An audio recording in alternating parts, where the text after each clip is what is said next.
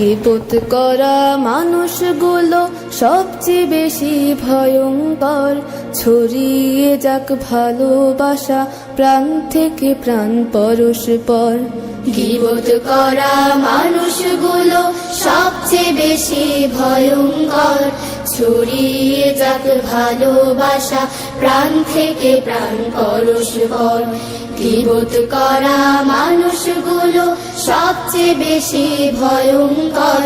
ছড়িয়ে যাক ভালোবাসা প্রাণ থেকে প্রাণ পরস্পর। আলহামদুলিল্লাহি রাব্বিল আলামিন, আসসালাতু ওয়াসসালামু আলা সাইয়্যিদিল মুরসালিন ওয়া আলা আলিহি ওয়া সাহবিহি আজমাইন। ভিশন 5 মিনিটসের আজকের আয়োজনে সম্মানিত সুধীবৃন্দ, আপনাদের সকলকে স্বাগত জানাচ্ছি। আমি মোহাম্মদ শহীদুল্লাহ জায়েদ। আজকে আমরা গীবত নিয়ে আলোচনা করব ইনশাআল্লাহ বিইজনিল্লাহ। গীবত শব্দটি আরবি শব্দ। গীবতের শাব্দিক অর্থ হচ্ছে পরনিন্দা করা, কুৎসারটনা করা, অন্যের দোষ ত্রুটি প্রকাশ করা। পারিভাষিক অর্থে যদি আমরা এটা জানতে চাই, তাহলে কারো অনুপস্থিতিতে তার এমন কোনো দোষ ত্রুটি প্রকাশ করা যা সে যদি শুনে তাহলে সে কষ্ট পাবে, কিংবা তার সামনে বললে সে এটা অপছন্দ করবে, এরকম বিষয়কে গীবত বলে। হাদিস থেকে যদি আমরা এটা পরিভাষাটা নিতে চাই, তাহলে মুসলিম শরীফের একটা হাদিস আমরা সামনে নিয়ে আসতে পারি। আন আবি হুরায়রা রাদিয়াল্লাহু তাআলা আনহু আন্না রাসূলুল্লাহ সাল্লাল্লাহু আলাইহি ওয়াসাল্লাম, আবু হুরায়রা রাদিয়াল্লাহু তাআলা বর্ণিত, আল্লাহ রাসূল সাল্লাল্লাহু আলাইহি ওয়াসাল্লাম বলেন, ক্বাল আতাদরুনা মাল গীবা। আল্লাহ রাসূল তার সাহাবা আজমাইনদেরকে বলতেছেন, তোমরা কি জানো গীবত কি? সাহাবা আজমাইন উত্তরে বললেন, ক্বালুল্লাহু ওয়া রাসূলুহু আলাম। এই বিষয়ে আল্লাহ এবং আল্লাহ রাসূল সাল্লাল্লাহু আলাইহি ওয়াসাল্লাম ভালো জানেন। ক্বালা, আল্লাহ রাসূল সাল্লাল্লাহু আলাইহি ওয়াসাল্লাম বলেন, যিকরু আখাকা বিমা ইয়াকরা।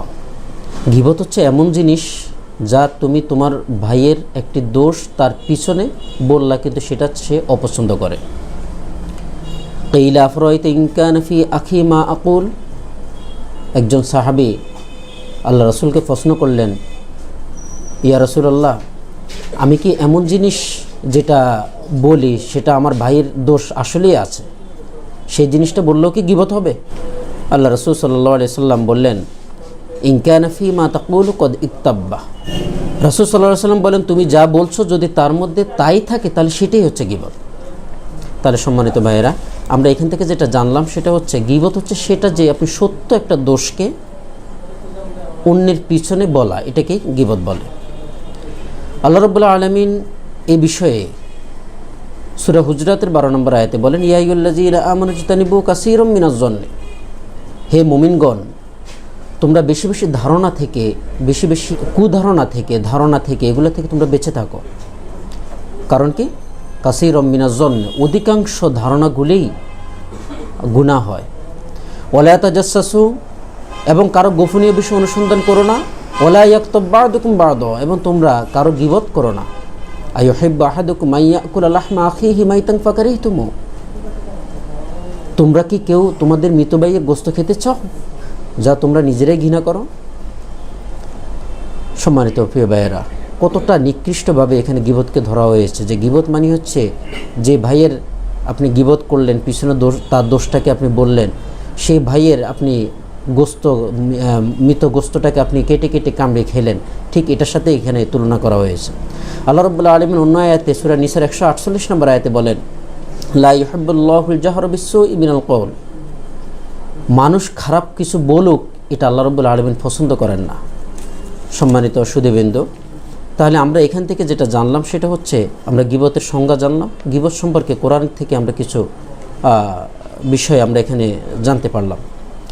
গীবতের ভয়াবহতা সম্পর্কে আল্লাহ রাসূলের একটি হাদিস বাইহাকিতে এসেছে যে গীবত সম্পর্কে আল্লাহ রাসূল বলতে গিয়ে বলছেন, গীবত হচ্ছে জিনার চেয়েও অত্যন্ত মারাত্মক একটি বিষয়। আবু সাঈদ রাদিয়াল্লাহু তাআলা থেকে বর্ণিত, আল্লাহ রাসূল সাল্লাল্লাহু আলাইহি ওয়াসাল্লাম বলেন, আল গীবাতু আশাদ্দু মিনাজ জিনা। গীবত হলো ব্যভিচারের চেয়েও মারাত্মক।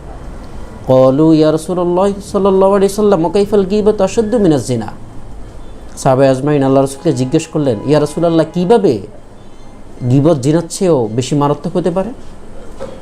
ওয়া ইন্না সাহিবাল গীবাতি লা ইয়াগফিরু হাত্তা ইয়াগফিরা লাহু সাহিবু। তার আগে আল্লাহ রাসূল বলেন, ক্বালা ইন্না রাজুলা লা ইয়াজনি ফায়াতুবুল্লাহ।